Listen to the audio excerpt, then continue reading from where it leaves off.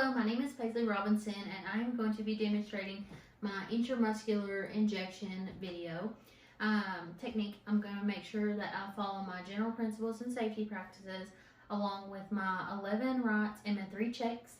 I'm also going to make sure that I verify all my orders before administering any medication along with having all my supplies gathered.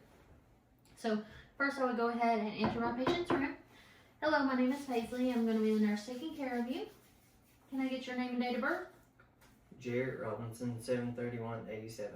Thank you. I'm just going to check that wristband and make sure it matches, and it does.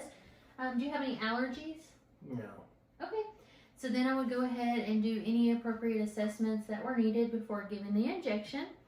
So next I'm going to go ahead and demonstrate the 3 sites that you can give an intramuscular injection. Can you go ahead and stand up for me?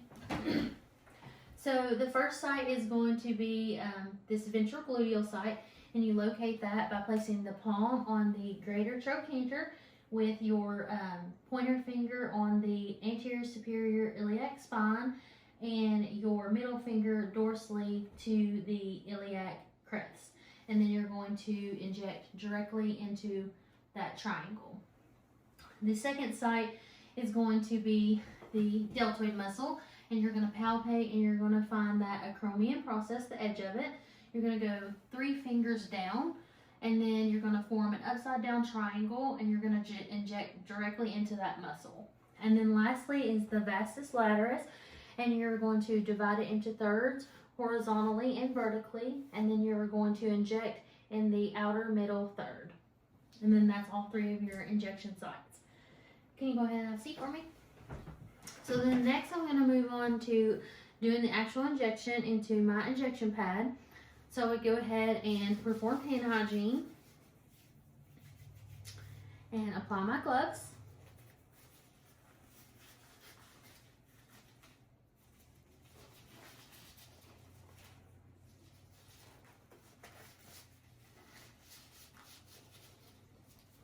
And then for this, I'm going to be using a 22 gauge by 1.5 inch. So for intramuscular injections, you can use a length from 5/8. You can use a length from 5/8 to 1.5 inch, and a gauge from a 25 gauge to a 20 gauge. Excuse me. So what I'm going to do is I'm going to go ahead and I'm going to cleanse the site in a circular firm motion. And then I'm going to allow that to air dry. I'm not going to blow. I'm going to take my pre-filled syringe. It's got my medicine already in it. I'm going to hold it with my dominant hand, and I'm going to remove the cap. And then with intramuscular, you go in at a 90-degree angle. So what I'm going to do is I'm going to hold the skin taut, and I'm going to go in at a 90-degree angle quickly and swiftly. And then what I'm going to do is I'm going to let go, and I'm going to hold the syringe steady, and I'm going to inject the medicine slowly.